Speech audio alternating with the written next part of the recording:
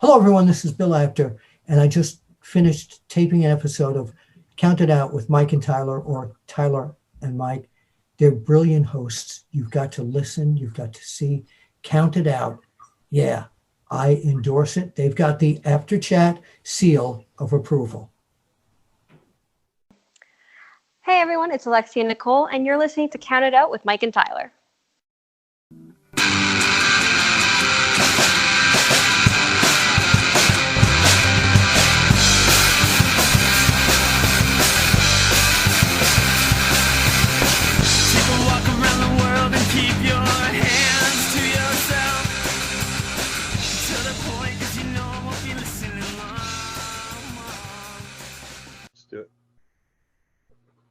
Well, we are live, pals, and welcome to another edition of that good old-fashioned Bill Apter. I fucked up, man. I'm so sorry. What? You don't have Already? to edit this. No. I'm not asking you to do something. I fucked up, and I got to fix it. I'll be right back. There we go.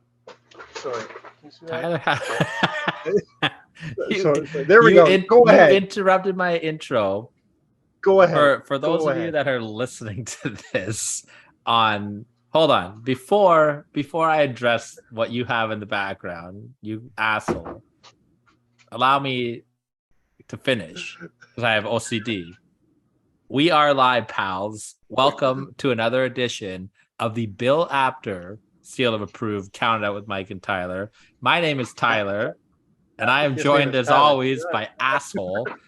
Mike has changed his display picture for those of you that are listening to this instead of seeing it to Tyler has no credibility, because I may or may not have said Mike had no credibility in an argument a couple weeks ago. Touche. I will give you the nod on this one. I tip my cap to you, asshole, Mike. It's funny. All right, let's do this. Well, now that Mike has pulled the rib on me of all ribs so far, asshole, again, thank you for joining us, everybody. We got a jam-packed episode here. We're going to do things a little bit backwards here. Before we get into anything, the list this week is going to be the top 7 upsets of all time in professional wrestling.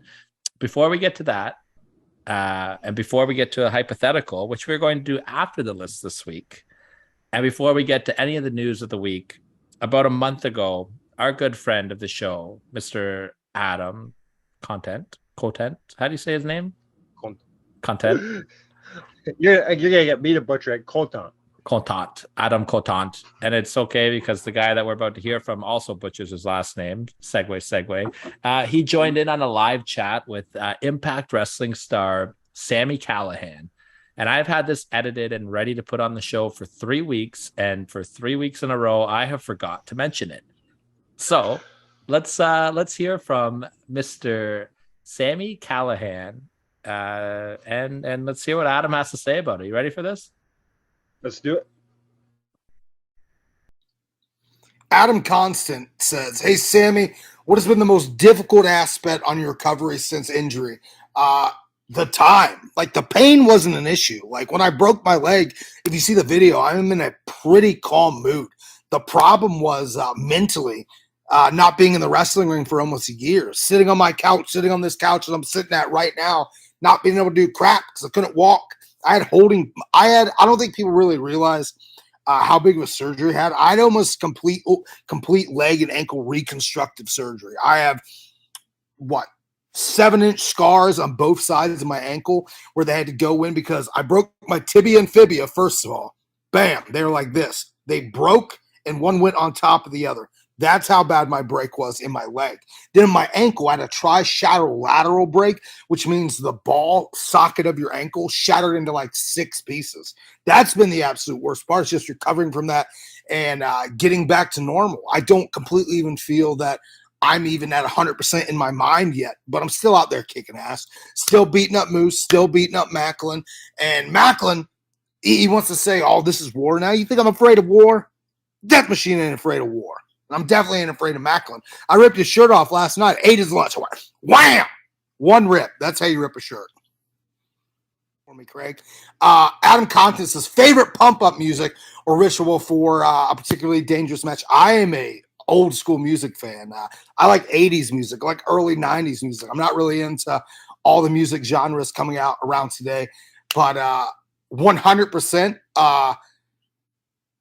I'm going to say if I'm listening to 80s music, I'm a big Huey Lewis and the News fan. There's something about Huey Lewis and the News that it's like the same thing using American Psycho. That complete genre of music is what gets me pumped up. We haven't got to the new season of Stranger Things yet, Adam. We're in the middle of the second season. We keep getting caught up with other shows. We just finished watching The Boys, which is by far the best television show ever made. If anyone out there watching it, character Soldier Boy, 100% Steve Macklin. Adam Constant asked, can you elaborate on the inspiration behind your Grindhouse videos? That was actually come up with 100% by a guy named Eric Tompkins. He is one of the head producers on Impact Wrestling. He is an absolute genius when it comes to video editing, absolute genius when it comes to film. And that's something he said when things were starting to get the wheels turning. My leg was getting better. I was getting ready to come back. He sent me some images. He goes, what do you think of this? I said, oh, I love them. And he just went from there. That was 100% Eric Tompkins.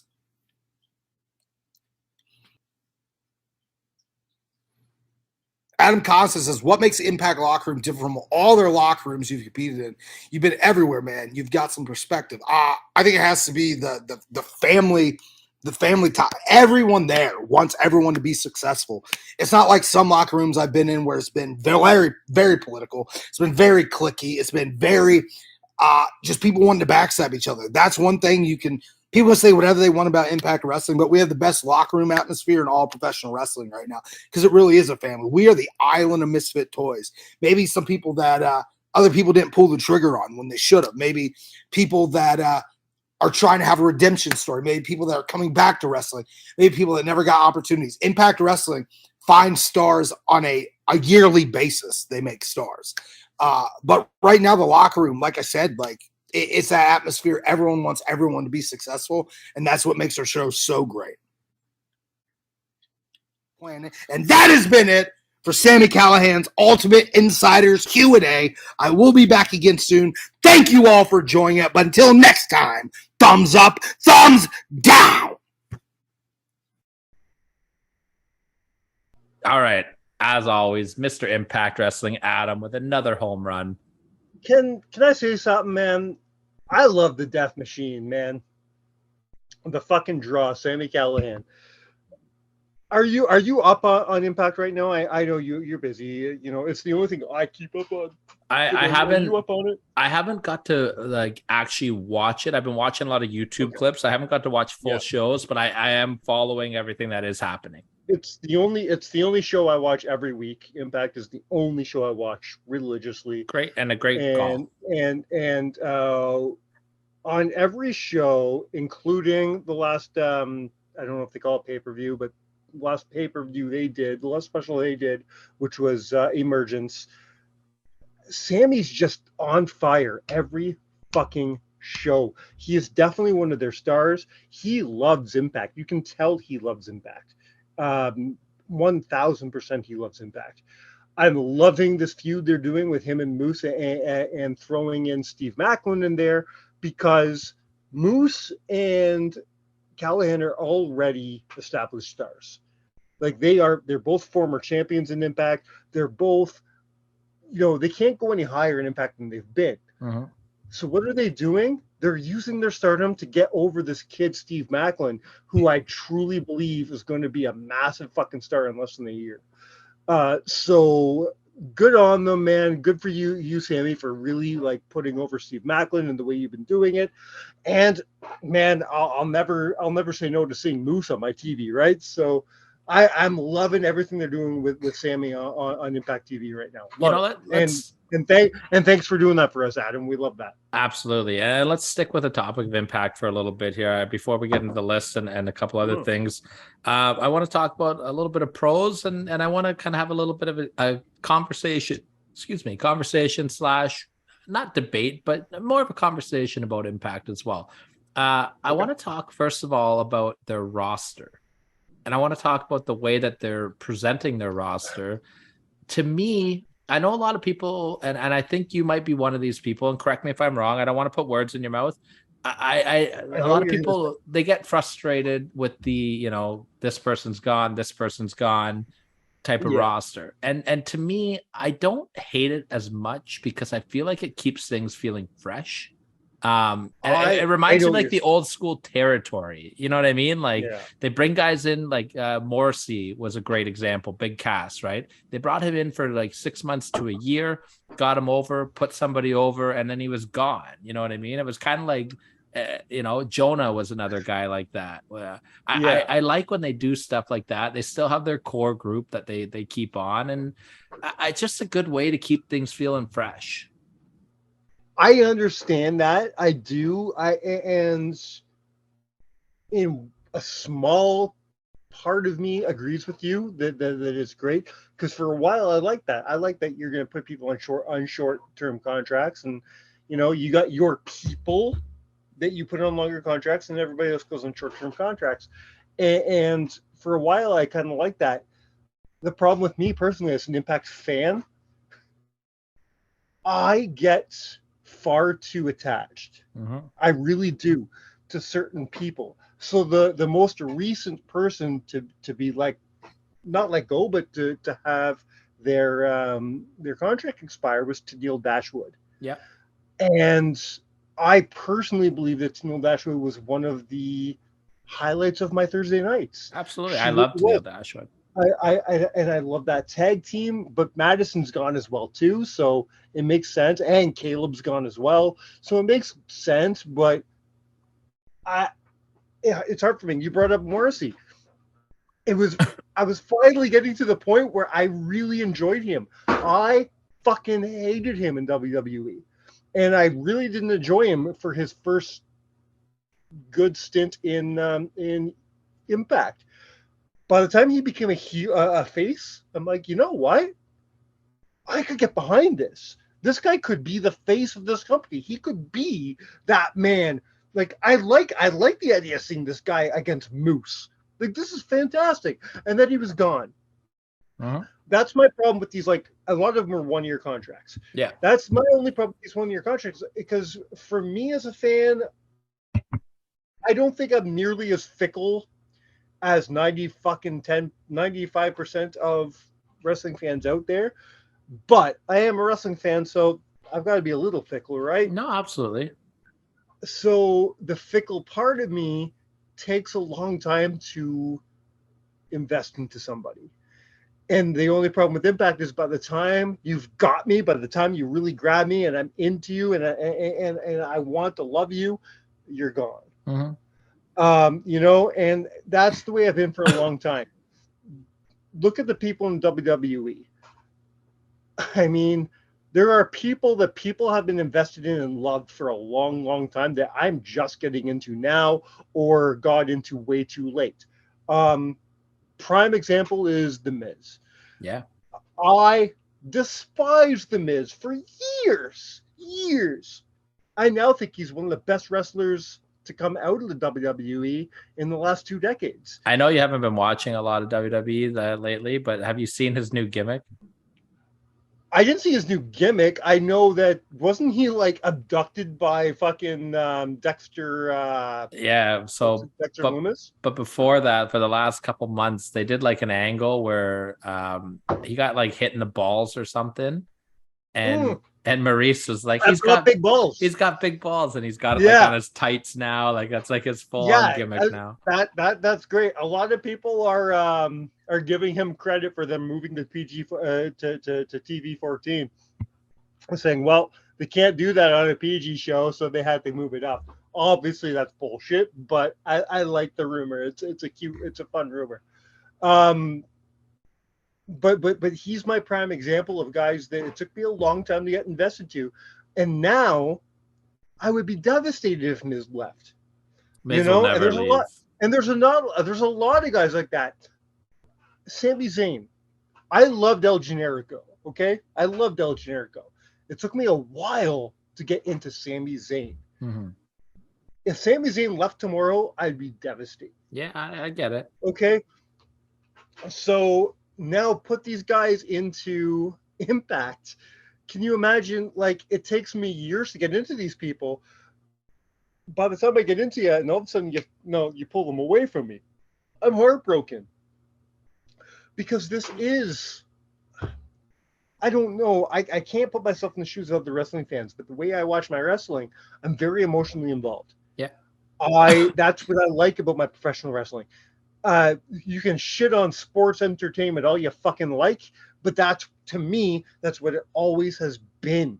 It's been this entertaining show. It's that fucking soap opera with fucking tights and turnbuckles. You know what I mean? That's what it's always been to me since That's I'm the real 6 years old. TNT, baby. Yeah, tights and turnbuckles. Can we? Oh, that's our next T-shirt, man. I'm Sweet. fucking. We gotta sell more of our first ones first. So go to Pro Wrestling Tees and buy some, and we'll put a new one up. Please, we're starving. Mortgage keeps going up, guys. Help us out. Okay, I wanna. But anyways, yeah, we could talk about this all day. But that's my take from the Impact thing. I understand why you like it, and to a certain degree, so do I. I like the freshness. I like bringing people new because it makes room in their wallet to bring new people in. Yeah, because they don't have that WWE bankroll, right? I mean, maybe bringing in, maybe letting go of Tennille Dashwood is what made bringing in Killer Kelly possible. Yeah. And you know what? Killer Kelly probably somebody else, right? Killer Kelly and maybe this person and maybe that person, right? Exactly. And don't tell me that Killer Kelly is not going to be a fucking draw. So heard her and Jody Threat tore it down this weekend in Toronto. Oh, I heard about that. Yeah, I'm going to watch that actually. I get it. But as a fan, as a businessman, I get it. Okay, good. I'm glad you said that because it segues into my next question for you. As a fan, it hurts my heart to see the people I love watching every week go away. All right. I wanted you to keep your businessman hat on here for a minute because this is my next question to you. Is that what the B stands for? No, the B stands for Bengals. Hooday, baby. Hooday, baby. Okay, so Impact Wrestling has recently announced the main event for their upcoming Bound for Glory pay-per-view, which is going to be an amazing match. Josh Alexander. Did you watch the match that Eddie won? No, I have not seen it yet. It's great. I loved it so much. It was such a good main event. Okay. So Josh Alexander versus Eddie Edwards for the Impact Heavyweight Championship. Now, I'm loving this. Me too. And this match will be fantastic. But I want you to put your business hat on for a little bit here. Okay. Do you think that this is the biggest main event that Impact Wrestling could put on for their biggest show of the year? No. Do you think that? Do you think that this? You're asking just me from strictly, a business strictly standpoint? business, strictly business. From a business standpoint, absolutely not. But I don't think that, and this is not a knock. This is part of the reason I love Impact. This is not a knock at all. I don't think they book, and they mainly is Scotty. I don't think they book Impact from a business standpoint. I think they do book from the heart. I mean, they've got to think business as well, though. You can't say that they're not going to book from a business standpoint. They want to make money, right? Okay, what I'm saying is, I think Hart comes into it. I think Hart comes into it a lot more than it comes in from WWE or AEW. Can I twist on your words a little bit and maybe say like they book? I think that they think the best business is to put the best in-ring talent together. Is that kind of what you're going with? Like they think that's what will make them. I think they like to put out what they think the fans want. They really want to give the fans what the fans are going to want. Yeah. It's not the fans are going to love this shit. It's a, hey man, they love Eddie. They've loved Eddie. Let's give him a shot. Yeah, and Eddie's a former world champion. It's not like he's not credible as a contender. That's not what I'm trying to say. And in a world where people are clamoring for more, people are missing ROH, man. They are. People are. They are. Because I'm going to be perfectly honest. My fucking theory is coming true.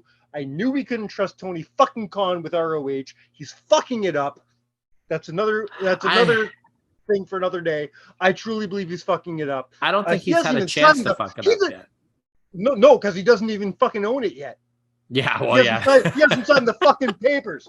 That's a Different story. conversation. Yeah, that's Different a different conversation. story. Different thing. I don't think But- that what he's done with the ROH show, I don't think he's fucked anything up yet. I think they put on two But- really solid shows from top to bottom.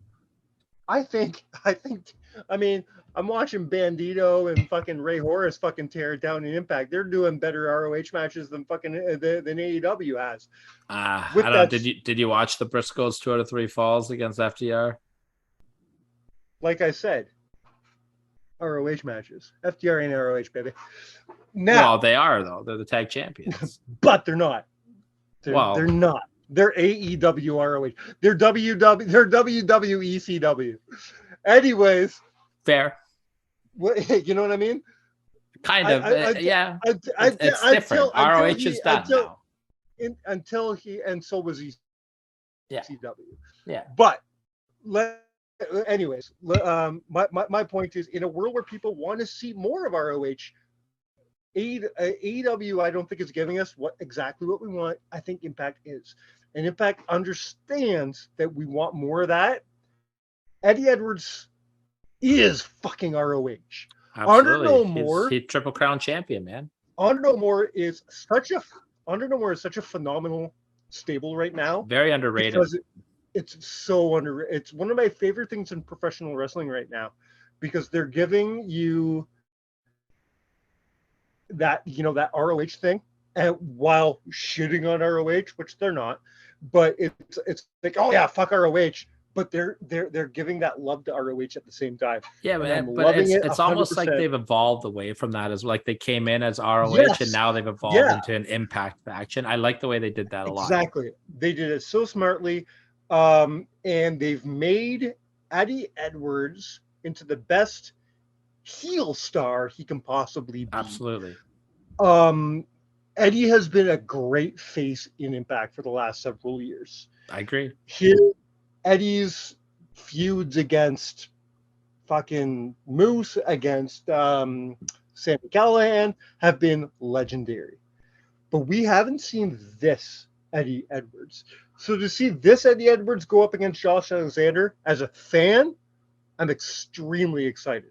But You're asking me from a business standpoint, is this the biggest match they could do for Bound for Glory?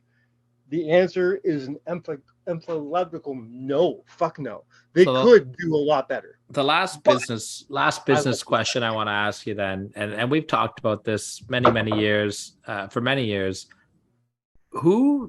What is it with Impact? Like, do you feel like they still don't have like that, that big star? And when I say big star, like I mean like that big draw. Like Josh is killing it as world champion. He's killing it. And when from an in-ring standpoint, Josh is putting on match of the fucking year every fucking week. When I say draw too, I mean for the casual fan, because like Impact has a very loyal fan base. Do you think Josh is doing it for the casual fan though? I think he's helping. I think that's what's missing, unfortunately. Josh is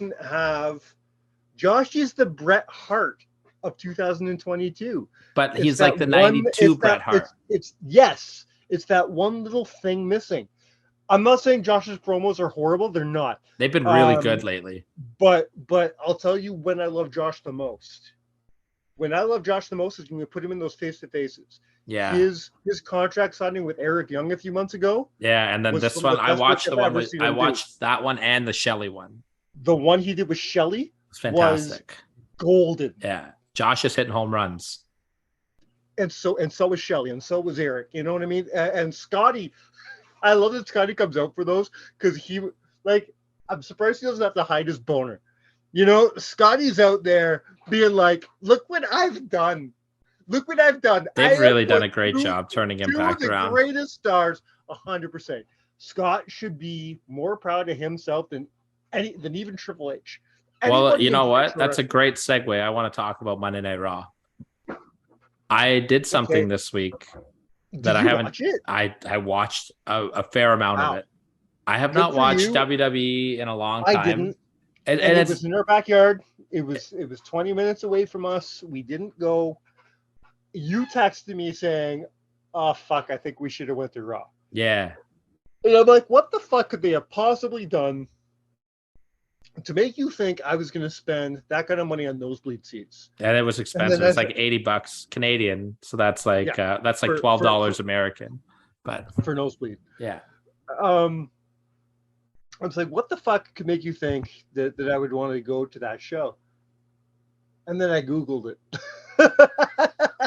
Johnny Wrestling is back. Johnny Wrestling, baby. Johnny Gargano. They picked the right WWE. market. They picked the right place to bring him 100%. back to. Because Toronto was hungry for this show. Toronto, how could I say this right? Toronto loves professional wrestling. Canada loves professional wrestling. We haven't had But TV we since love- SummerSlam 2019. Exactly. They sold out Raw at the ACC. Legit sellout, not a bullshit sellout. The last time I saw wrestling in Toronto, I saw Gargano versus, was it Adam Cole? Yeah, Adam the Cole. 3 stages of Yeah. Raw.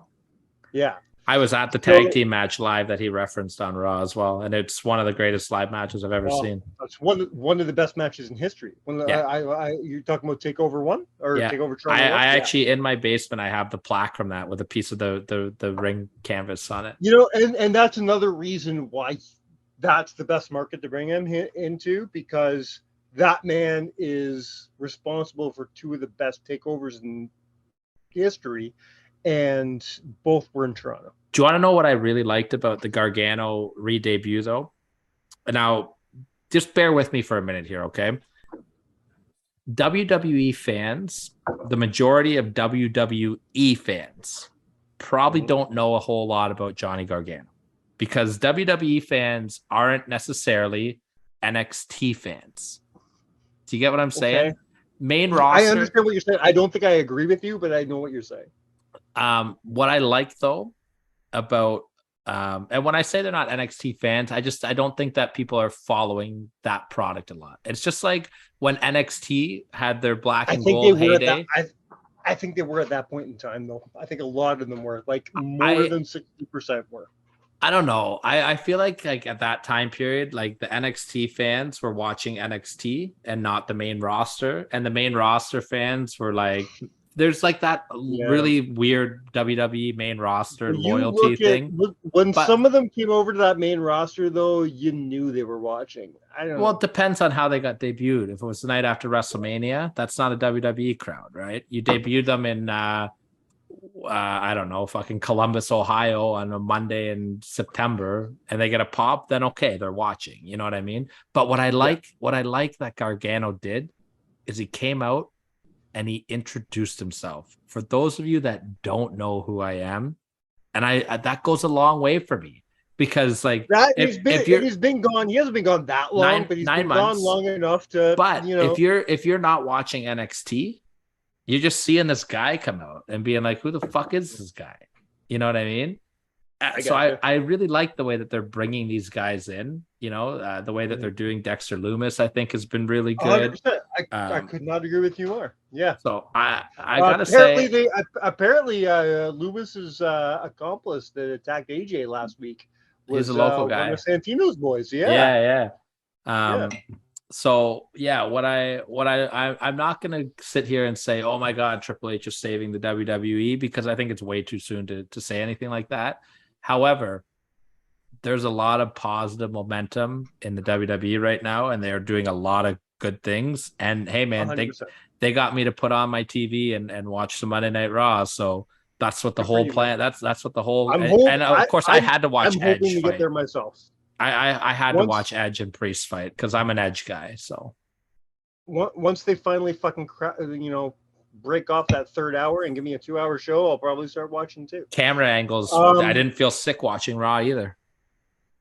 Well, that was a big one for me because the big rumor is that Triple H and Stephanie are big fans of that shit. So even after Dunn says goodbye, that might stick around. I want to give a big shout out before we jump into the list. Yeah. Since we're talking about WWE, let's go from Raw to SmackDown. Good. I'm glad you brought this up. I almost forgot. SmackDown, I believe it came out of Montreal. Yes, it did. Sucks for me. I have a good track record of being at all the Raws and SmackDowns in Montreal. I haven't been in years though. Can I tell you? Can I tell you who the luckiest person in Montreal is? Ronda Rousey. Yeah. She's lucky she didn't get the shit kicked out of her on Monday Night Raw on SmackDown. Let me tell you. Let's give a massive shout out to our fucking boy, Big Ben Ortmans. Not just him, man. I know Casey Spinelli was there. John Gonzalez was there. They used a bunch of Canadian talent, but Big Ben, he's our boy.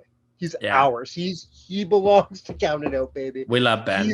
He has been one of the biggest supporters of our show since we stepped foot in Barrie Wrestling exactly a year ago next month. For the last year, Ben has been our biggest supporter. We love Ben so much. We've done work with Crossbody. Ben, to see him on national fucking television get his balls handed to him by the baddest woman on the planet was one of the coolest things I think ever see in my Ronda life. got lucky. It looked like Ben slipped to me, and that's how Ronda got the advantage. Okay, some might call that a judo throw. I think he slipped on a banana peel. But I'm not playing that shit. And I'll tell you why.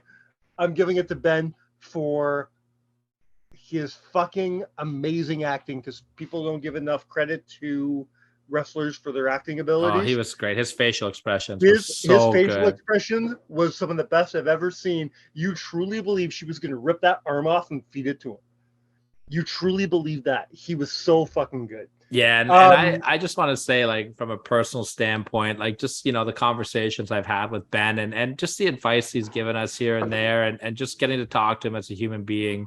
I love Big Ben, and I just want to, like, he's such a great guy. Proud of him. He's such a great wrestler. He's such a great wrestler too. If you guys haven't checked him out, check him out. If you haven't checked out anything Crossbody Pro Wrestling, check it out. I just watched a fantastic Iron Man match between Gabriel Fuerza and Holden Albright. It was 2 out of 3 falls. Sorry, not Iron Man, but they went over an hour. It's a great match, great promotion. They're doing great things. They're on a bit of a break right now, but they'll be back. And Ben, we love you, and we're proud of you, man. Ben got his clock wrong a couple weeks ago, so he's taking a bit of a breather, but he'll be back, and he's going to be better than ever because he's Ben fucking Ortmans. I thought he was Eric Bischoff with that line. One more quick shout out for me, and then I want to refill my beer and then jump into the list. You mentioned judo throws, and since we're talking about Ronda Rousey and judo throws, I got to talk about something that I wish I talked about last week and I totally forgot. Last week, we lost one of the most influential men in the history of professional wrestling, and that's Judo Gene LaBelle. Yeah. Judo Gene was, number one of the greatest stuntmen in Hollywood history. He was one of the greatest wrestling trainers in wrestling history. And he's one of the biggest legends in the history of the art of judo.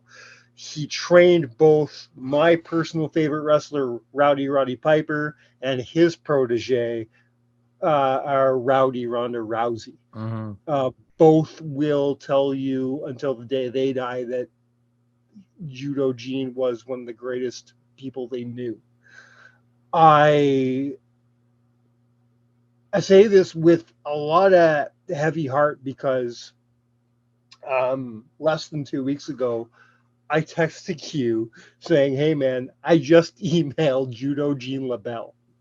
I'm like, I know we'll never get him, but how awesome would that be? 2 days later, he passed away.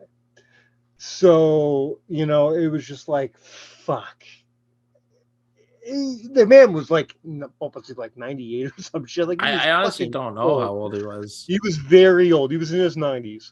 So it's not like this is a tragedy per se, but at the same time, it was like I just tried to get him on the show, and he left us, and it leaves a hole in my heart because he is responsible for he's indirectly responsible for my love of professional wrestling. Roddy Piper was the very first professional wrestler I loved. That's why he's my favorite today, because he was my favorite as a child. I loved, and everything I loved about Roddy Piper, he got from Judo Gene. Gene taught him how to be the greatest heel in professional wrestling. And fans of Roddy and fans of Ronda Rousey owe that to Judo Gene LaBelle. If you want to hear some amazing stories about Judo Gene LaBelle, I would highly recommend listening to Freddie Prinze Jr. on JBL and Briscoe's podcast. Because like Gene LaBelle was his, like, not his uncle, but he called him Uncle Gene, Freddie Prinze.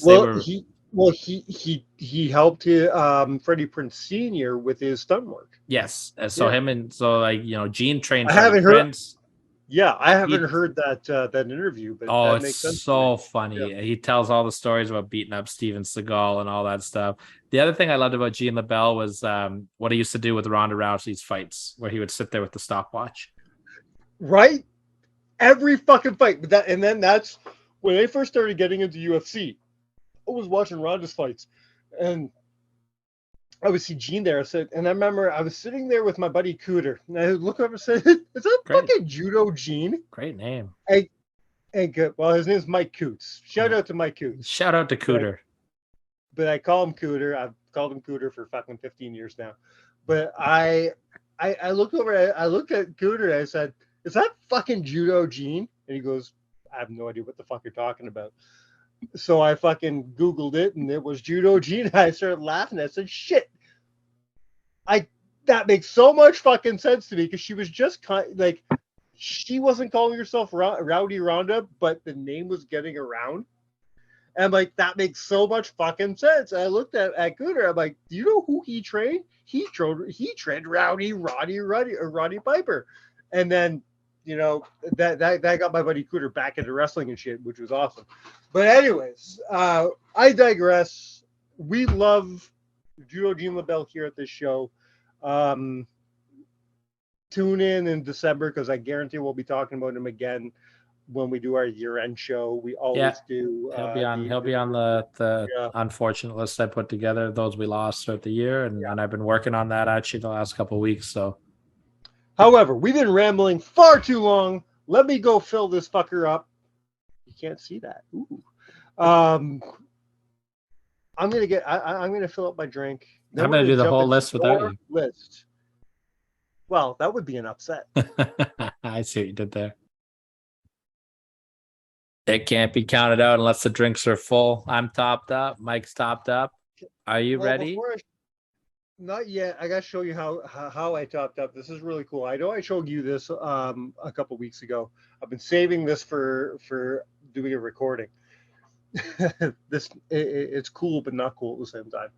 So I entered this fucking weird thing online. Moosehead was giving away free cans of beer if you had like a really cool accomplishment in your life, and they would personalize your can. So if like you just graduated university and your name was Bill, they'd be like, give you a fucking free can of Moosehead with your name Bill on it. And it was really cool. So I emailed them and I said, I have a fucking podcast called Countdown. This is right after we did the Jimmy Jacobs interview. And I said, we just did our 30th interview in less than 3 years. And we think that's fucking cool. So that's an accomplishment. So we want to count it out can. And I never heard back from them again. And then one day I get this fucking package in the mail, and it's got a single can of beer personalized to count it out. And the funny thing about that is, can you? I don't know. Here, I'm gonna. No, you can't see it. Actually, see it.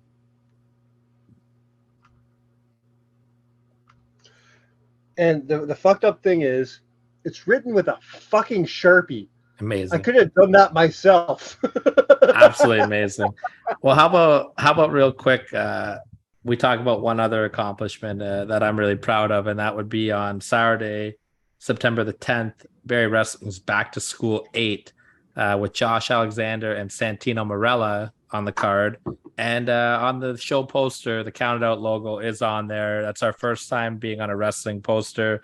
I'm incredibly proud of this. And yeah, we'll talk more about Barry Wrestling definitely on another episode. It's cool, I guess. It's like my second time being on the poster. Not that big of a deal.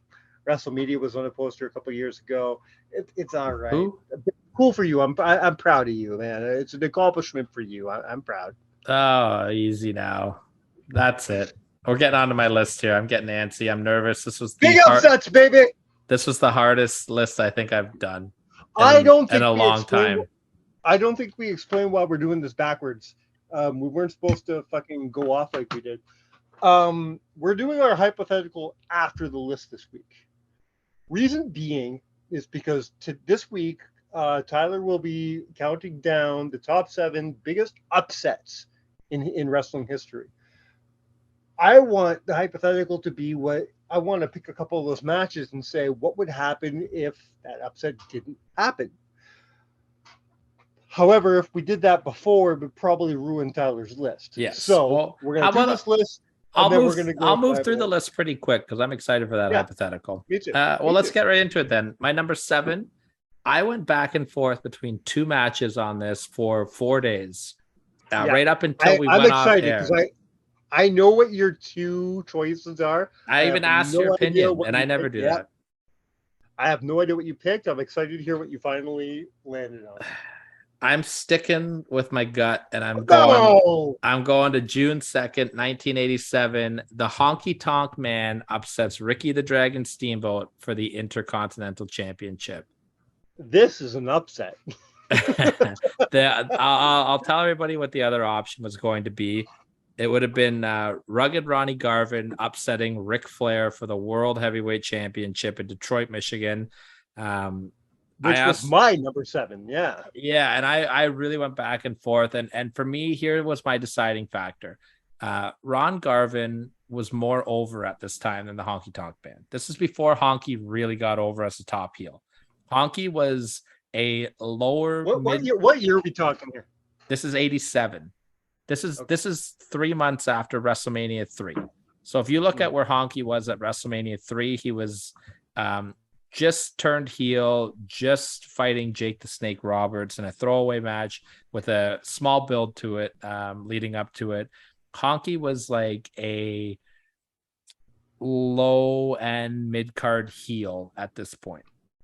He wasn't that top heel spot yet. And he's going up against Ricky Steamboat, who's coming off one of the greatest wrestling matches in the history of professional wrestling, ending Randy Savage's almost 2-year reign as the Intercontinental Champion. Everybody thinks that Steamboat's poised to go off and have this long run. You know, you take a look at the history of that title. Tito Santana, Greg Valentine, Don Morocco, Pedro Morales, they all had long runs with this belt. And 3 months later, if that, Honky Tonk Man, this, nobody, but nobody, you know what I mean, beats Ricky Steamboat for the workers title. That's the thing too. This was the wrestler's title, and Honky was a gimmick. And all of a sudden, Honky... I'm going to give that to you, man. I think that's where you're going to sell this to me. I never thought of it like that. From the late 80s until the late 90s, maybe early 2000s, that was the workhorse title. That was known as that was the title that kept people in those fucking seats, and then until you got to see Hogan pose, right? That's Hogan what that pose. Title, yeah, that's what that fucking title was there for. That was the wrestler's title. Then they put that fucking title on a gimmick. Honky can't wrestle. Honky never could wrestle. Honky's one of the worst wrestlers of that fucking era. But Honky's one of the greatest characters of that era. It turned him into one of the biggest heels in the company. Because every fucking week you wanted to see him lose that title. Uh-huh. And for a year and a half, you didn't. And he is still the longest reigning Intercontinental Champion of all time. And that's dating back to 1987. I don't know, man. sold me on this, man. Like here was my main turning point on it. Ron Garvin at the time, he had won championships in the NWA. I think he was the USA Tag Team Champion. He was a successful mid-carder with Jimmy Garvin at the time. You know what I mean? Like it's not like Garvin was a nobody. He was well respected at this time. So for him to beat Flair, yeah, you'd never think Ron Garvin will win your world title. Not against Flair. Well, not against anybody. No. That I kind of call bullshit on that. I look at Garvin in that era and be like, he could be a champion, but he's not going to be Flair. He's but not. Do you look at Honky in that era and think he could be a champion before he won the belt? Probably not. No. That's it. Then I rest my case. I'm sticking with my number 7. I could say, you put him with another gimmick and maybe he's a tag champ. Yeah, maybe. But I'm sticking with my guns. I think you might have told me on this. Leave us comments, guys. I'd like to know your thoughts. How many months did Garvin hold that title for? Maybe 4. Yeah, not a lot. It was just a quick little. Yeah. They just were trying to build up a pay-per-view, right? Yeah. And it did not draw well. However, the match was awesome. Let's give credit where credit is due on 2 things. The match was awesome, and it was a fucking upset. Huge upset. Let's give it. Absolutely. I mean, I fought to put on the list. Number 6, another huge upset. We're going back to April of 2004. Sheldon Benjamin defeating Triple H. Okay, I love you for this. This I forgot about. And it fucked I gave up. Once you mentioned this to me a couple days ago, and I looked at my list. I said, "Nah, I'm done." Thank God it's not my list this week. I'm on no pressure to have this in any certain order because whose fault all of our stresses this week? Fucking Van Landen. The guy had to go on Jonah's show, relive, rewind, recap, whatever the fuck, however you pronounce it, Jonah. I think you got that right. Did I? I think. Jonah was giving me shit about that tonight that I never get his show, right? Not shit, we were busting my balls, right? Van Landen had to go on that show. Right. He had to go on Jonah's show, our friend, with Barry Horowitz, and inspire me to do the greatest upsets of all time when I was helping them prep for the show. The fact that Van Landen went on that show before he did our show, I don't know if he's really a friend. Van Landen, if he had 1 nickel for every counted out championship that he would won, he would have 0 nickels. You guys will know more about that soon. Teaser. And Van Landen will be coming on our show very soon. Very soon. Probably before Stephen Bourne. We love you, Steve. We haven't forgot about next week, Steve. Next week might be Dory Funk. No, it won't be Dory Funk. Maybe next week, Steve, actually. Stay tuned. We thought Steve was the new Howard Finkel. Fucking or not Howard Finkel, fucking Matt Damon. I think Dory might be the next Matt Damon. We'll find out.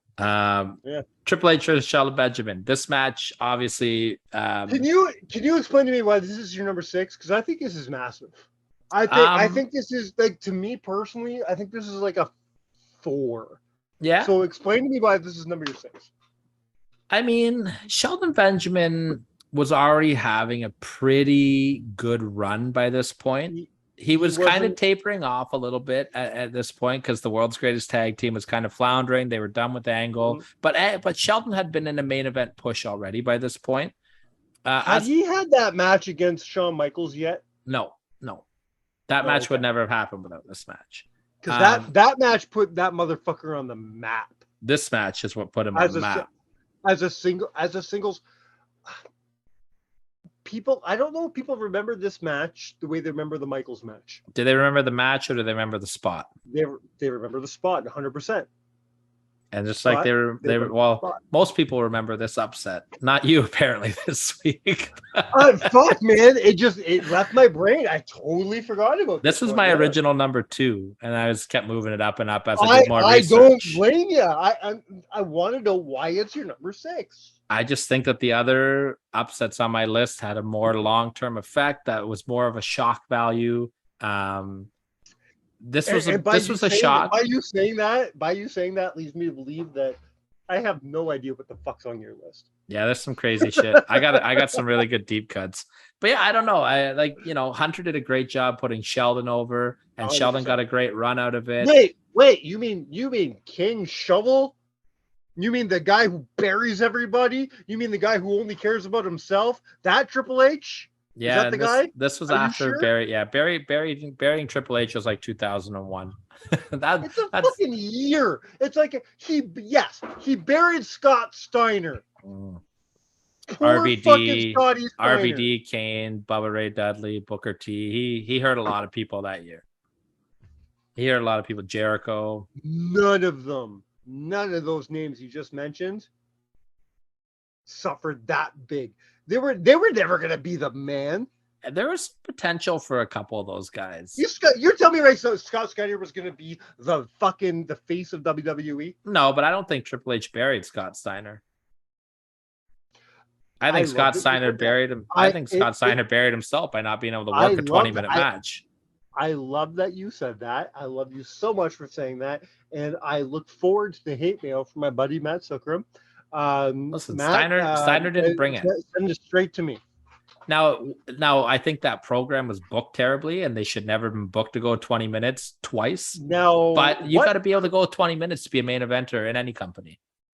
If you're going to go 20 minutes in a match against Scott Steiner, what percent of chance do you have of winning if it's at Bound for Glory? You have a 0% chance of winning anything and going 20 minutes with Scott Steiner, other than maybe a potato to the face in a boring ass match. But that's a different story. I do love me some Scott Steiner, but not 20 minutes. That's a whole different story for a different show. But yeah, Triple H, he made Sheldon look great. Sheldon had a great run after this. He went on to become an IC champion multiple times, United States champion. He never got to that big time though, but this to me, I can give a shout out to Sheldon. Oh, we had a little lag there. It's okay. I'm sorry. I'm gonna keep talking, and then you give your shout out because we couldn't hear what you said. This to me though, like Triple H was such a big star at this point, and for him to put over Sheldon the way that he put him over, I don't think it had that shock value. Maybe that like the Ron Garvin or the Honky Tonk Man had, but the fact that Sheldon got a clean win over Triple H is still a huge upset. I couldn't agree with you more.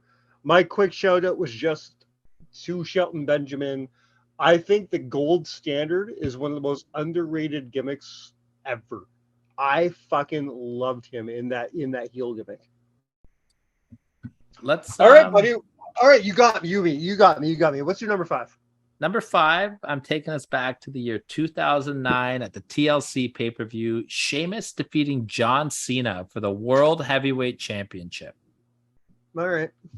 I know I see you're not sold on this yet. I'm not, and I don't think I'm going to be. I considered it. It was a hard honorable mention, but I think there are so many matches that I have written down that deserve to be on the list more than this. Sell me, do your best, but I don't think you're going to sell me on this. I did my research on this one because I struggled. I was like, am I going to put this on or am I not going to put this on? First things first, let's take a look at John Cena in the year 2009. He is by far the face of the WWE. He's been 100%. Very well protected. He's not losing a lot.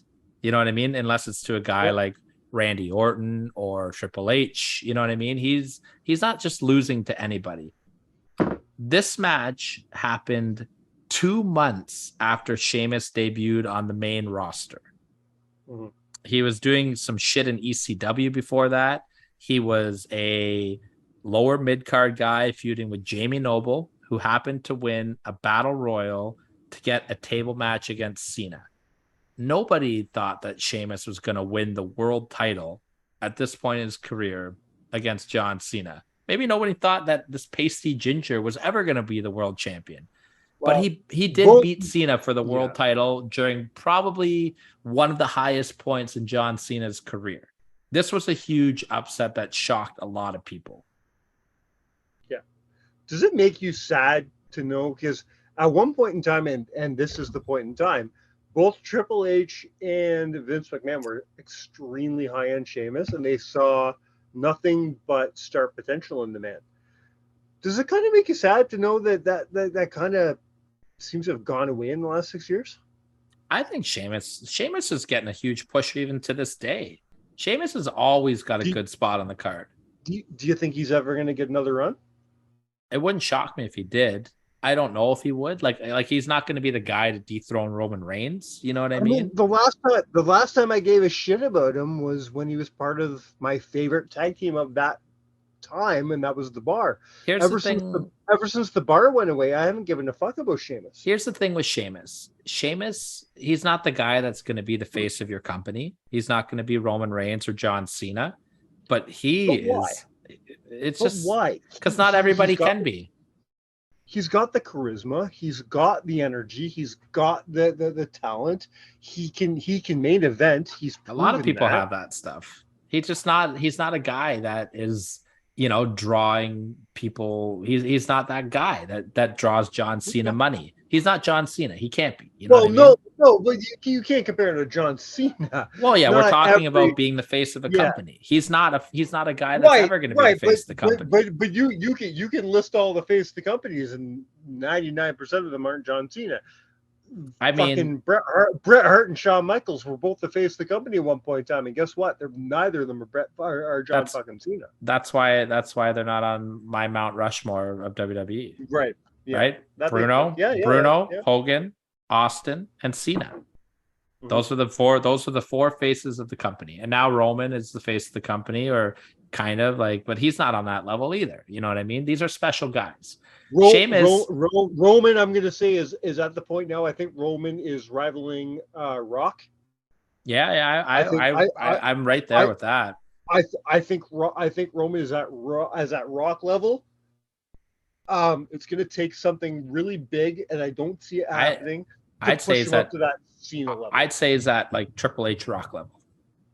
Yeah, because I put Triple H and Rock on the same level. Yeah, me too. So, Me too. Because I don't care what anyone says. The Rock or Triple H were never the face of the company. It was always Austin. no, 100%. And- But and- they were. And people are like, but "Oh, they The were- Rock, you don't know what you're talking about." but- Listen, The Rock is one of the best. They were I get there. it. They Yeah. were the guys to make Austin look good. Yeah, absolutely. Which is and Cena had a bunch of those too. Every face of the company. So did Hogan. Yeah. Every Macho face of the Man, company Macho needs Man those for guys. Hogan, Randy Ultimate Orton for Warrior. Cena, Ultimate Warrior, Yeah. right? These guys and Sheamus. Here's my take on Sheamus to finish my point. He might never ever be the face of the company, but he's never going to let you down in whatever spot you put him in. No, he is And one he- of and he the most doesn't. And reliable even to this talents in day, the history of the company. I haven't watched it yet, but a person that I have a tremendous amount of respect for their opinion is Steve Bourne, and he's been raving about this 5-way match that happened on SmackDown, which I'm hoping to check out. And Sheamus was a part of that. He's gonna fight Gunther, or what's his name, Gunter, fucking Walter, whatever his new name is. Walter. Yeah. He's gonna fight him at that Castle match, at that Castle pay-per-view. You tell me that's not going to be the match of the night. Sheamus and Walter. Yeah, Fucking A. That's Take it. definitely up there. Yeah. all right. So yeah, but don't get me wrong. I'm very excited about Drew and Roman. oh But yeah, it's gonna be great. But I to me, I'm more excited about Sheamus and Walter. But you go back to 2009, Sheamus. how the fuck does Steve Bourne have this kind of time on his hands? Doesn't he have kids? I don't think so. I don't know. I think I might be his kid. Steve, take care of me. Mike No, you're Wilson's kid. Wilson and I might I've be heard- twins. I've heard you call Wilson daddy. You told me I wasn't allowed to call you daddy in public anymore. No, so you're not. different story. All But right, yeah, buddy. Sheamus, Let's- big upset here. Let's upset this down to your number 4. I think you're going to be upset at the placement on this one. We're going to WrestleMania 10. Owen Hart upsetting Bret Hart. All right. No, I can't be upset with you because this is the hardest one to place. Yes. This This was is the the one hardest one that to threw play. me for a loop because I didn't have it on originally. And I was like thinking about it. I'm like, fuck, this is a huge upset. Holy fuck. You know what, brother? This is my number 4. I just looked at my list. I'm with you. Look at This us is my go. number 4. Look at us go. The credibility twins are in full effect today. No, this is also my number 4. This was really hard. I didn't even consider this until you mentioned it to me about a week ago. Mhm. And I said, fuck, of course. The reason I didn't think about it, though, is because I've never thought of Owen Hart as an underdog. Yeah, well, Owen let's Hart, go back. to me, Owen Hart is one of my favorite wrestlers in the history of professional, like of my entire fandom. To me, it goes fucking Roddy Piper, Owen Hart, Steve Austin. Yeah. That's the way it's always been. That's the way it's always going to be. So the fact that he's that high on my list, I never thought of him like if he beats somebody, that's not an upset. I didn't even consider this. Well, let's take you back to 1993 this when Owen match- Hart was wearing parachute pants, teaming up with Coco Beware. Exactly. And by the end of 93, he's in a feud with Bret. And in the beginning of Let's just talk 94, about- Bret Hart, former world champion, coming off the Royal Rumble win. The whole storyline is I've been in your shadow the whole time. Nobody expected Owen Hart to beat Bret. Bret was fighting for the world title later in the night. It was an easy guess that Bret's going to come out. He's going to bury his brother in less than 10 minutes. And then go on to win the belt. Make himself look really good going into the title match and then beat Yokozuna. It was like, it writes itself. But that's not what fucking happened. Uh-huh. He went on to have one of the greatest matches in the history of WrestleMania. I would say wrestling, by the way, not just WrestleMania. I'm with you there. One of my personal, at least North America wrestling. Ever. Yeah, one of my personal favorite matches. One of the greatest stories ever told between four ropes. Yeah, you know what I mean. Listen, I'm going to cut you off here, though, Mike. And here's my reason why. I feel like we've talked about this match almost every week on this show. Yeah, there's nothing more. There's nothing more to say about it. And I know we've been babbling on a lot today, and I really want to get to your hypothetical. Obviously, you know, everybody knows this match. Everybody knows it's a big upset. We can sit here and rehash it for the 150th time, or I can give you my number 3, which is a great deep cut, I think. I'm so scared for your top 3. Because I'm looking at my list, you're missing a bunch of shit. I guarantee you're talking about deep cuts, so you're probably going to bring up something that I'm not even thinking. I don't even think my number 3 will be on your list. I don't know if I'm more scared or mad because that means you're leaving off some really important shit. And I am. And I might have to change my background again. My number 3, I'm taking us back to February 12th of 2002.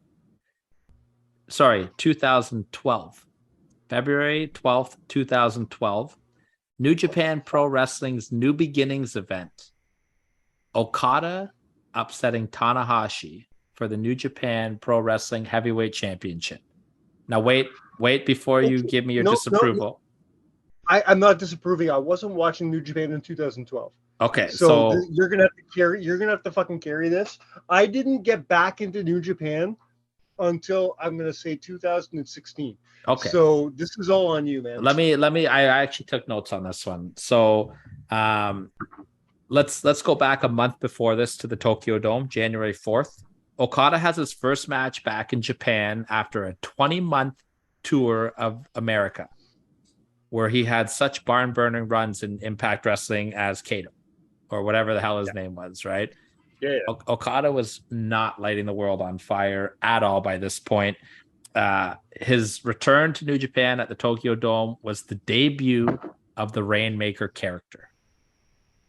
He fought Yoshihashi on the 4th match of the card in a 4-minute match. Okada was a nobody in this point. You know what I mean? He was a young boy who has gone away. He is not established. He's not anything. Fast forward to the main event of the Tokyo Dome that night. Tanahashi defeats Suzuki in the main event.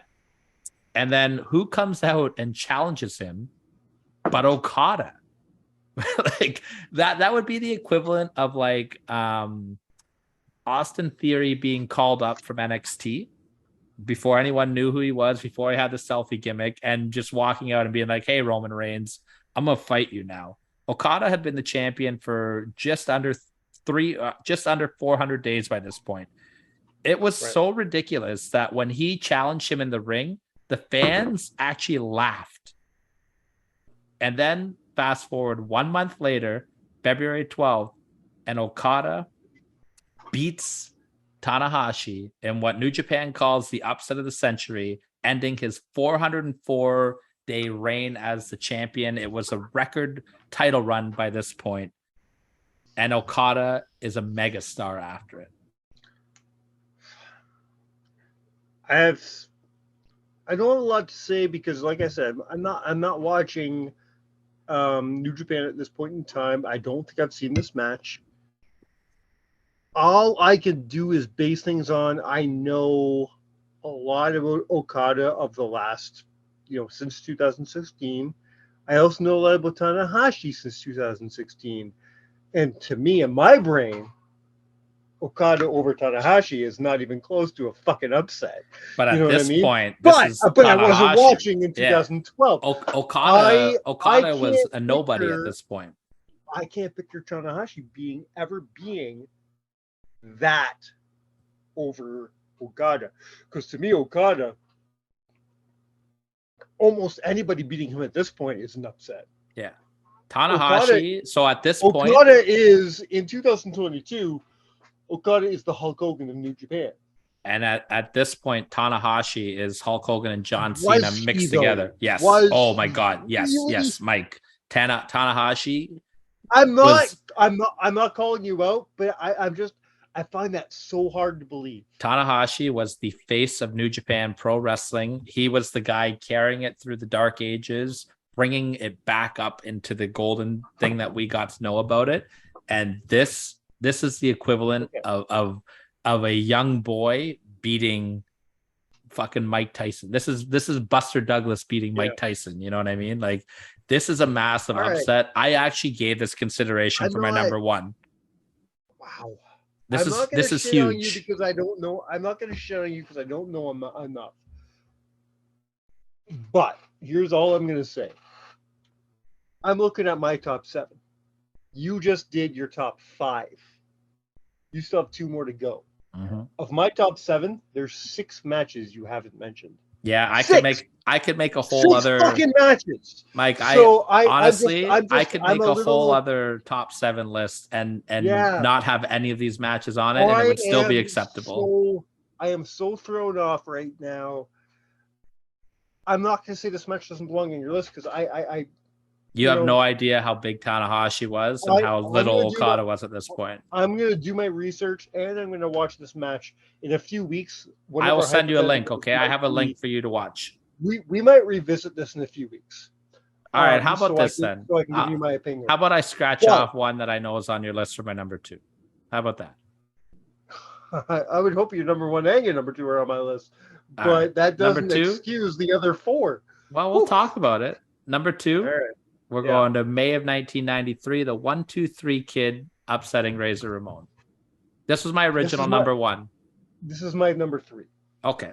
This is my original number 1 because to me, this is everything that an upset in wrestling should be. Mm-hmm. The build for the 1-2-3 Kid in the weeks leading up to this was squash against Mr. Huge, squash against Doink the Clown. I think he got squashed one more time, and then he beat Razor Ramon. And it was awesome. And this is how you make a star. Yeah, this is how you make a star, man. This match is what made Sean Waltman a 2-time Hall of Famer. Because without this match, Sean Waltman is just another. Listen, and that's not a knock on Sean Waltman. No, it's not. People laugh and shit on Sean Waltman for being a 2-time Hall of Famer because he's never gone in as a solo, but guess what? He's still a 2-time Hall of Famer. And guess what? He could be a 3-time Hall of Famer because I would never have a problem if anyone put him in solo. If they told me that they were going to put in the 1-2-3 Kid as a fucking Hall of Famer, I'd be saying, where do I buy my ticket? And then if they told me the next year that they were going to put X-Pac in and make him a 4-time Hall of Famer, I still wouldn't have a problem with that. If they wanted to put 6 in and then again, and then the Kamikaze Kid. Yeah, no, fuck 6. Maybe. 6 doesn't. 6 can't make it, and then neither can the Kamikaze Kid. But if you want to make Sean Waltman a 4-time Hall of Famer, I'm all for it. Well, then maybe the 1-2-3 Kid. I don't know if he goes in because it was the Kid. This was his third name in 3 weeks. He was the Kamikaze Kid, he was the Lightning Kid, and then he was the Kid. And then he was just the Kid. And after he beat Razor Ramon, he was the one of the biggest stars in the company, and we've talked about this multiple times on this show. In this year, nobody was bigger than Razor Ramon. He was one of the top heels in the company at this point. He was bigger than the champion. He was a bigger draw than the champion. Yeah, Hogan was the champ at this point. Razor Well, Razor was one of the most over fol- guys. The following year, he was bigger than the champion. There you go. What I love about this too is after this match was on tape, and Waltman went and did a tour of Japan, knowing that he beat Razor, and he had to kayfabe everybody about it because he didn't want anybody to know because it was like the break of his career. But yeah, this is the definition of an upset in professional wrestling. The second greatest, in my opinion. So, I gotta tell you, man, I think our number one's match. They have to, but Maybe. oh fuck, I'm so upset. But then that means my number two is not on your list, and I'm like, what the fuck is wrong with you? Either my number one is your number one, or my number two is your number one. It can't be anything other than my number one and my number two. But either way, you're forgetting something huge, and I'm a little upset.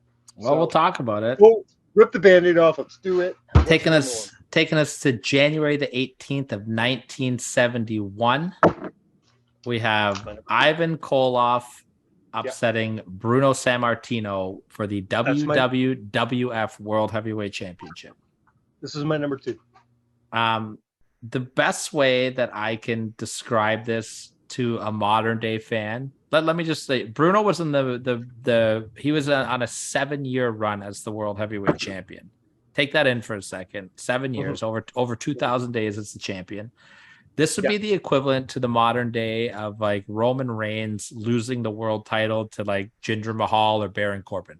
I think that's about where you'd put Ivan Koloff. Really? Is that where Koloff was really? Koloff was a upper echelon heel. He was like where Baron Corbin is on the card, or like Sheamus. You know what I mean?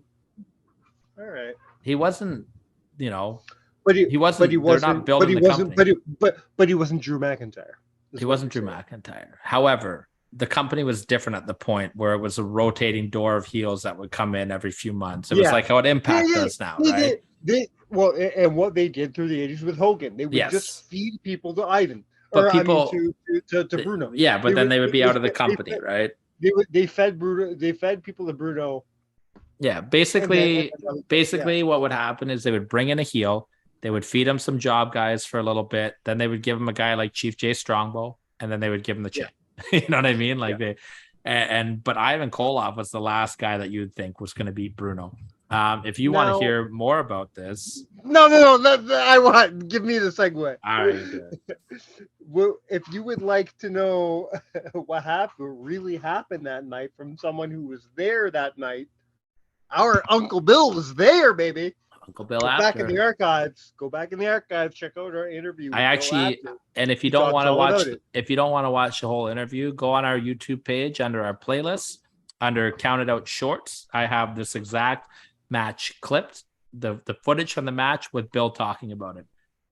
Stunned silence in the arena. People couldn't believe it. He said he thought there was something wrong with his hearing because it was so quiet, because nobody could believe. Nobody could believe it. Kind of like my number one. I know exactly what you're going to say, and I have the perfect argument for it. I'm ready for this, because I'm not upset that it's not your number one. I'm upset that it's not on your list.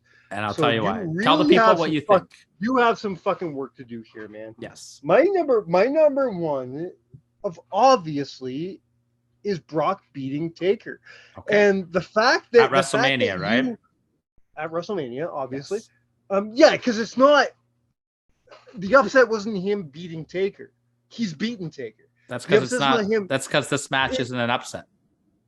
This match is a fucking upset, and here's my problem. It's a shocking moment. It's not an upset.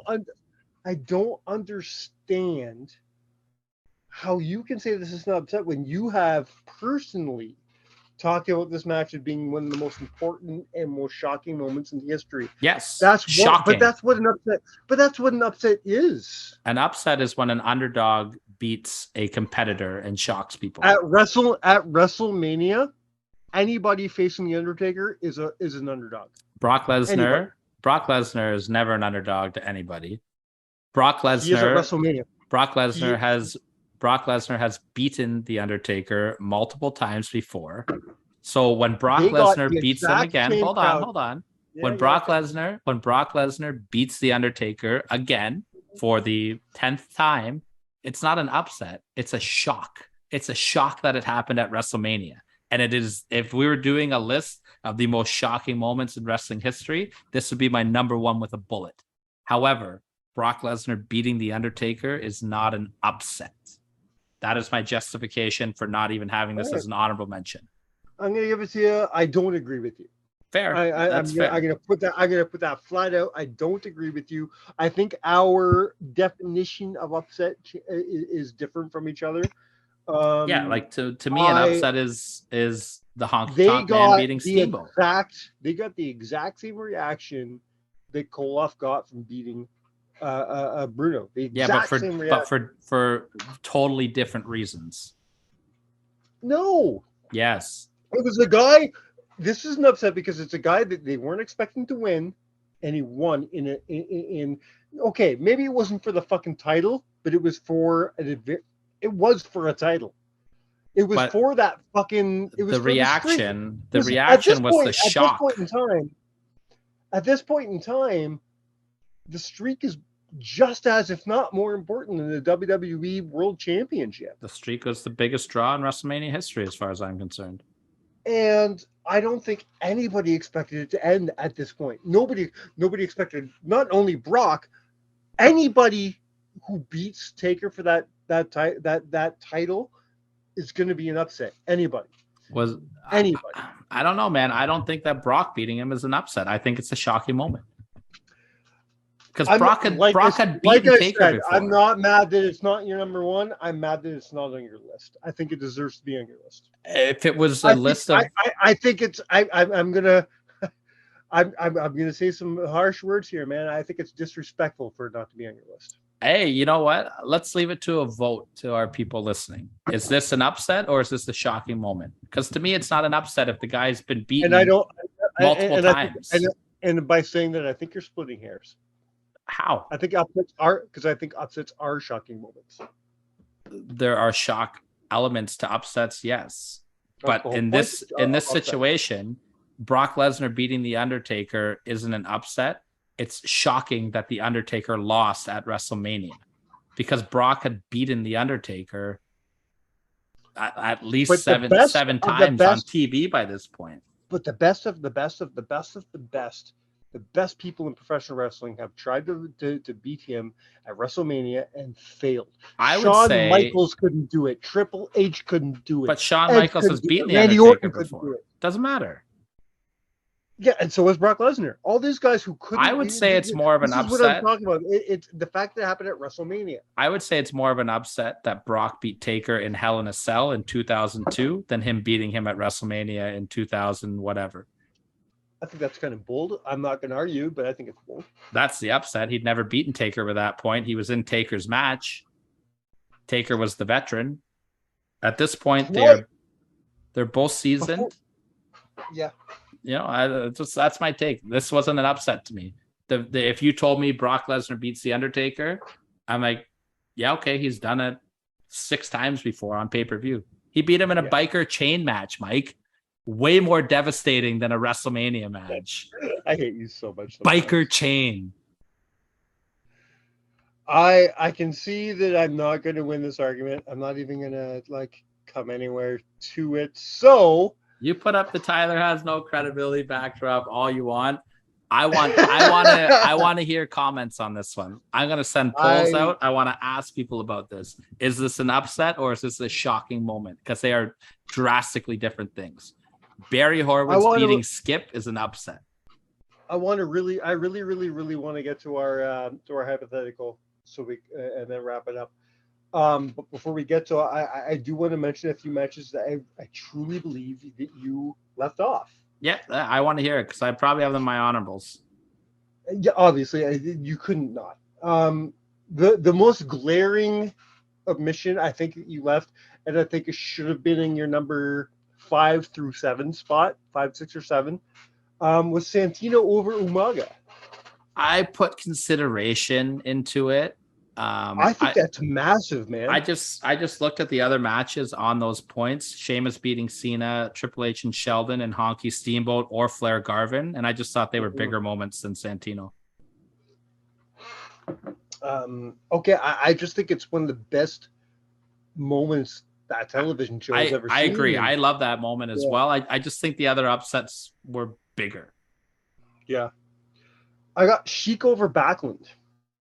I don't know enough about why didn't this make your list? I don't know enough about Backlund's title run and what the Sheik was doing at this point to classify if this was an upset or not.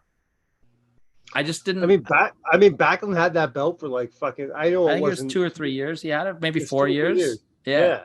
I just don't know where the Sheik was at this point. He wasn't putting up Bruno numbers, but he was. No, it's not bad though. I don't know enough about where Sheik was at this time period because I was a little too young. So that was my justification behind it. And the last one I have, I'm not gonna lie, I'm very surprised because I know you love this era of wrestling. The fact that Tommy Rich over Harley Race isn't on your list makes me very, very surprised. Yeah, he only held the belt for like 4 days, and I just don't think that it like got publicized enough at the time. You know what I mean? And I just that wasn't criteria for me. I didn't care what happened after the match. To me, it was the moments. Yeah. I think that the other ones were more shocking to me as well. Now, Tommy Rich beating Harley Race was in consideration for my number 7 spot as well. Big time. It was in consideration for my number 7 spot. And again, I wasn't watching a lot of this time period, so that could be my ignorance as well. But I just thought Garvin and Flair and Honky and Steamboat were a little bigger. This time period? I know I was not. I really wanted to put Barry Horowitz and Skip on. I just couldn't. Rey Mysterio beating Kevin Nash was in consideration. Can I really quickly justify not putting Barry and Skip on? Yeah, just whatever, right? Mid cards. Listen, I love me some Chris Candido. I do. Chris Candido is a phenomenal wrestler. Was Skip of the Body Donna's a huge star though? No, but at this time period, the squash matches were the norm. You know what I mean? It's the same thing. So to me, it wasn't an upset that he beat Skip. It was an upset that he won a match. Yeah, because he was a jobber. Barry was a jobber. Barry went in. He did the job. He lost. He got paid. And he left. That's what Barry Horowitz did. He was an enhancement talent. It wasn't. Barry will get very angry with you. Oh fuck! I haven't watched that interview yet. It wasn't a upset that he beat Skip. It was an upset that he won a match, and that's a big fucking difference to me. That's why I didn't make my list. Rey Mysterio beating Kevin Nash in WCW. I had that. Yeah, that was hovering for me. Kevin Owens beating John Cena was a little bit of an upset. Not huge, not bad. No, that's a great call. I didn't even consider that one. I like that. Eddie Guerrero beating Brock Lesnar for the world title was a bit of an upset. Hurricane beating Rock. I didn't put that on because I just thought all the attention was on Austin and not Hurricane. I'm glad you brought it up. Just like it had to be brought up. But I agree with you. That's why it wasn't on my list. Rico versus Ric Flair.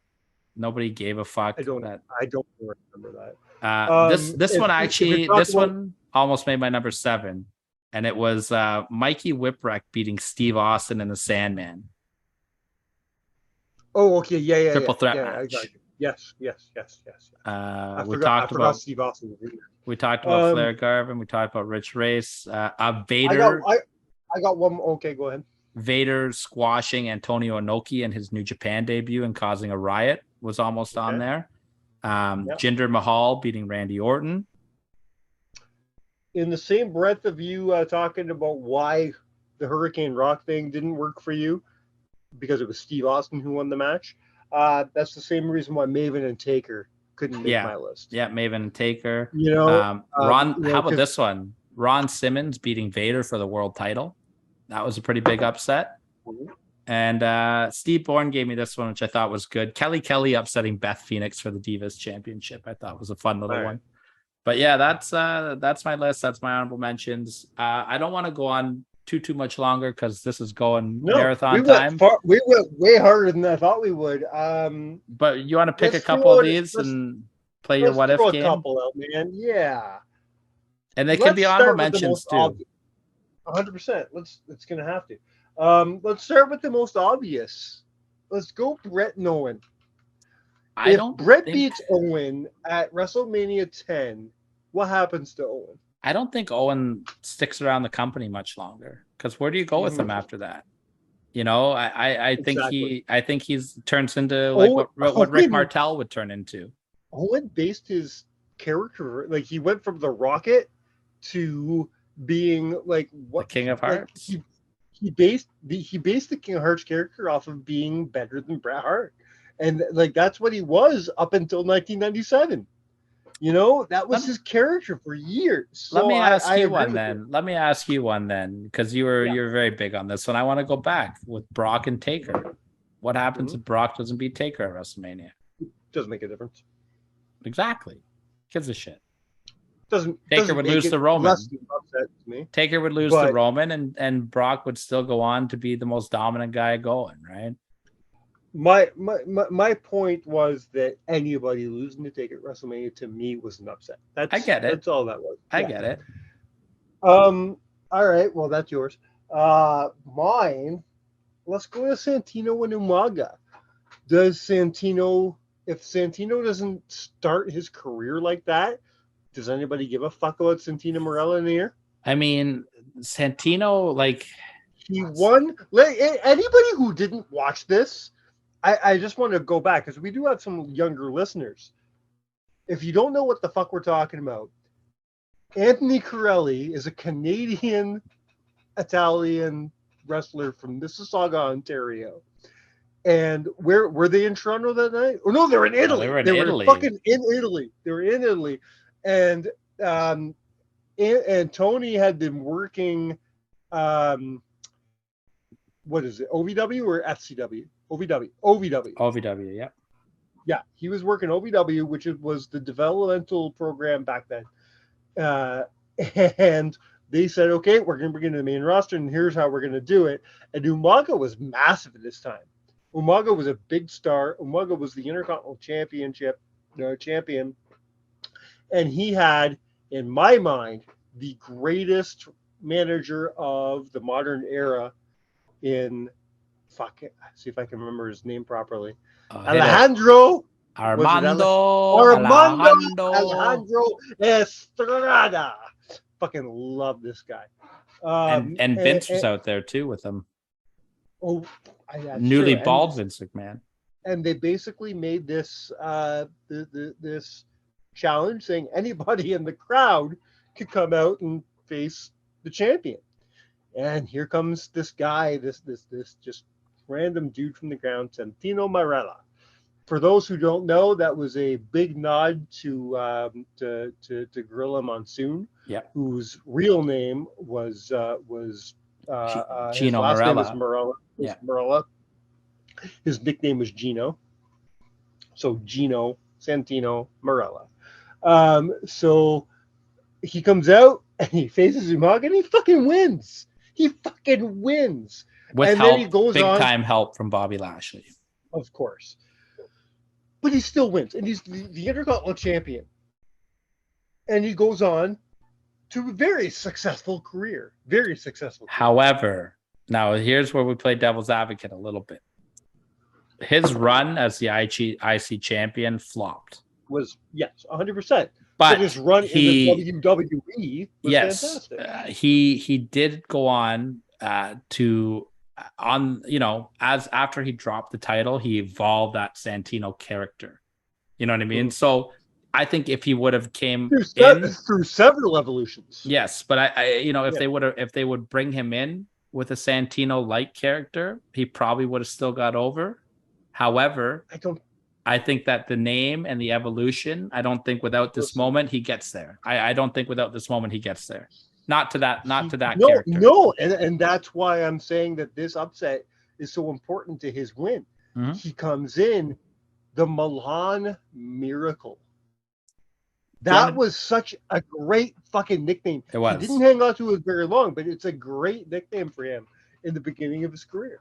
Let's do one more. I got one more. You want to do one more? Mhm. Let's do Triple H and Sheldon Benjamin. I think this is an interesting one. I'd like to think Shelton goes on to still be a great star because Shelton is one of my favorite in-ring superstars who never got the success that he deserved. Mm-hmm. You want to talk about? I mean, I don't know. He's had a pretty successful career. Yes, he has. He never got to that plateau that I always want him to get to. There is a small list of guys that I have that I think should have been pushed harder and higher than they ever were. And my top two guys on that list are Shelton Benjamin and Stevie Richards.